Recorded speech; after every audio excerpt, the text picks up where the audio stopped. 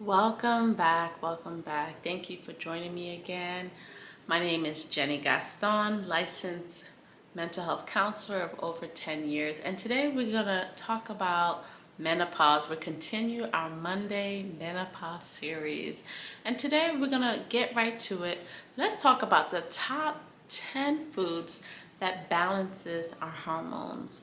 This is important, and so we're going to talk about foods that are rich in fiber, that are slow release, and carbs, dark leafy greens, protein that's easy to digest, and foods that helps with our gut health, because your gut health is your second brain. So grab your notes, some tea, and if you haven't done so already, subscribe and like this video. Much love. Let's get to it. All right, number one. I want you to consider, when you think of high fiber foods, it's important to know the why, right? Okay, we all know fiber is important. We hear that over and over again, right? And there's even like different products on the market to help us increase our fiber. This is important because it eliminates toxins, right? Toxins in our body that can lead to disease. I don't know about you, but I prefer to live a life of ease. Now, we know that life is not perfect, right? We're gonna go through some troubles, but let's not put these troubles upon ourselves by avoiding high fiber foods, okay? And so what are these foods? Almonds, leafy greens, flax seeds, and I love to put flaxseed and leafy greens in my juice. I've been juicing for over 10 years, and I have a whole system, okay? It is not a joke. But to give you a little side note, what I do, I get Ziploc bags. You don't even have to get the freezer bags, just regular sandwich Ziploc bags. I stuff like 20 of them. I throw some leafy greens in there, some flax seeds, some berries. I love to get protein powder that's organic, and perhaps, add some, it's coming to me, beets, right? Which is good for our blood circulation. And then after I zip those bad boys up, I got like about 20 bags. I put them in another plastic bag, a bigger plastic bag, so I don't have all these little bags floating around in my freezer.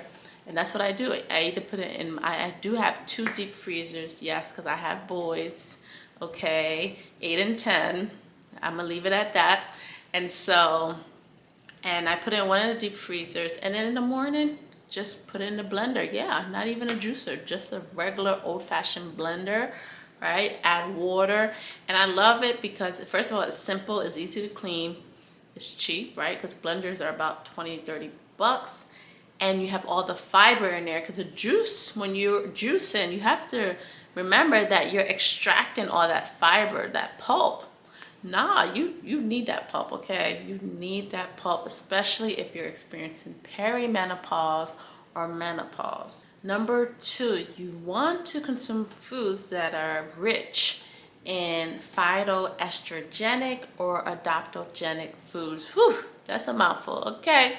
So in other words, why is this important? Because it helps us cope with stress, increases sleep, which can be an issue with perimenopause and menopause, and it decreases inflammation, because as our estrogen levels decrease, inflammation increases. There goes the pain, the discomfort, the dryness, internal dryness, right?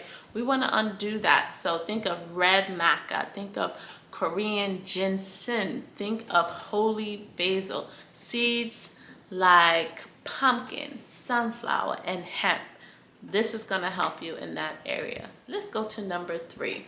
Let's talk about our digestion system. We want to consume foods that are full of good bacteria, right? Like the fennel, the yogurt, the kefir, the berries, pickles, sauerkraut, and so forth.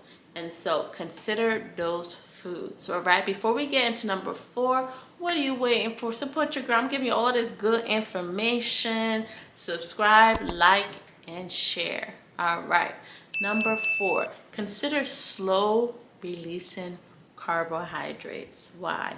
This is going to allow you to feel full for a longer period of time. So consider beans, buckwheat, parboiled rice or wild rice. And I know, like, listen, I'm West Indian. Okay, we love sometimes our white rice, but that white rice sometimes does not love you. Okay, yes. And so you have to consider that. That is key, and timing is key. If I'm having my slow release carbs, I'm not gonna have it right before I go to sleep. In the middle of the day when I need the most energy.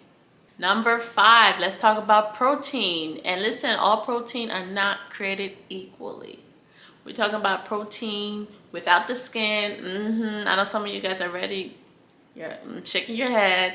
Yes, lean protein, whether it's lean beef or veal, okay, sometimes seeds. And if you're vegan, you can consider various protein options.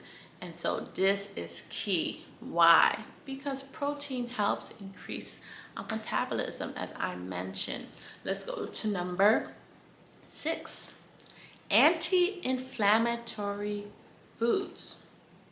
And you know, some of these foods will be repeated, as I mentioned earlier, because some of them fall into different subcategories. So consider, as far as anti-inflammatory foods, salmon, berries, let's see, sweet potato, okay, avocado, yes. And so make sure that when you plan your grocery list, don't be all or nothing, right? You don't have to have every single food group that I just mentioned or food item. I know who you are. M'kone, okay, for my souls out there. All right, some of you guys are all or nothing. You're like, well, if I can't have every single item on my list, I'm not gonna start. No. Okay, take several seats. Just start with one item. I'm gonna try an apple instead of chips. I'm going to add spinach and kale to my juice, right? Instead of just juicing berries and bananas. Some of us, we just don't like to think about adding vegetables, period. Number 7, let's talk about high quality good fat. Extra virgin olive oil, hemp oil, flaxseed oil, okay, olives. All right, and some of you guys, listen, I'm not judging you because I know how it's like. Listen, I grew up in a Haitian household and corn oil was a staple. Not anymore, okay? I had to put my mom on. And so some of us have to go back, and you know, it's how you do it. You know, you want to respect boundaries, but we must inform our families of what can aid them. Number 8, leafy greens. And I mentioned some already, like spinach, but let's add broccoli. That really helps fight against cancer. Brussels sprouts and boi koi, okay? Different options so you can really be creative here. Number 9, seeds. And I mentioned some before, but I don't know about you. I love some sunflower seeds as a little kid. Grew up on that. Pumpkin seeds is really good. Flax seeds, as I mentioned. And so consider these seeds as they are full of nutrients. Number 10, last but not least, nuts, okay? Walnuts, cashews, and almonds. And now we gotta be careful here because some of you guys will try to eat the whole bag. Boo, it's a handful, all right? There you go. Boom, fist bump, all right? And so if this video was useful for you, please comment on what you're gonna take away. Make sure to like, share, and subscribe, as this will help me. And knowledge is power, so don't keep all this goodness to yourself. If you're on Instagram, check me out at _Jenny Gaston.